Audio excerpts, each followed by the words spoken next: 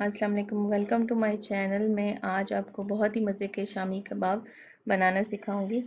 तो सबसे पहले हम इसमें 1 किलो कीमा लेंगे और इसमें 1 किलो कीमे में मैं आधा किलो चने की दाल डालूंगी। इसके बाद 2 से 3 कटे हुए प्याज, 1 अदद टमाटर, इसके अलावा ये अदरक के 2 पीसेस और लहसुन के जवे हम इसमें ऐड कर देंगे।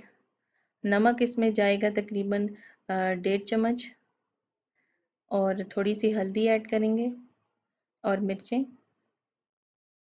2 चम्मच इसमें लाल मिर्चें जाएंगी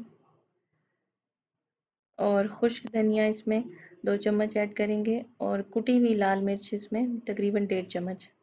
इसके अलावा ज़ीरा इसमें 1 स्पून ऐड करेंगे और इसमें मैं तकरीबन 1.5 कप पानी हमने बहुत ज़्यादा नहीं डालना, बस इतना कि वो इसके साथ ही खुश्क हो जाए। इस मिक्सचर को अच्छे से मिक्स करके हम कुकर को बंद करके तकरीबन 15 मिनट तक पकाएंगे। ये देखिए हमारा बहुत ही अच्छे से गल गया है कीमा और साथ में दाल भी, और पानी हमारा बिल्कुल खुश्क हो चुका है।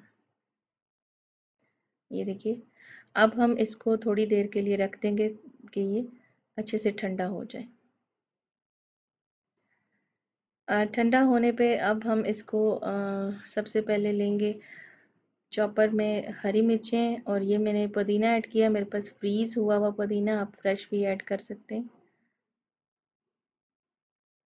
थोड़ा सा चॉपर चलाएंगे और उसके बाद हम इसमें जो हमारा दाल और कीमे का मिक्सचर है वो इसमें ऐड कर देंगे।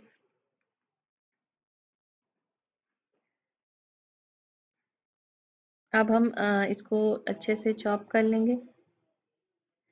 ये देखिए बहुत ही अच्छे से हमारा जो शामी कबाब का मिक्सचर है वो चॉप हो चुका है।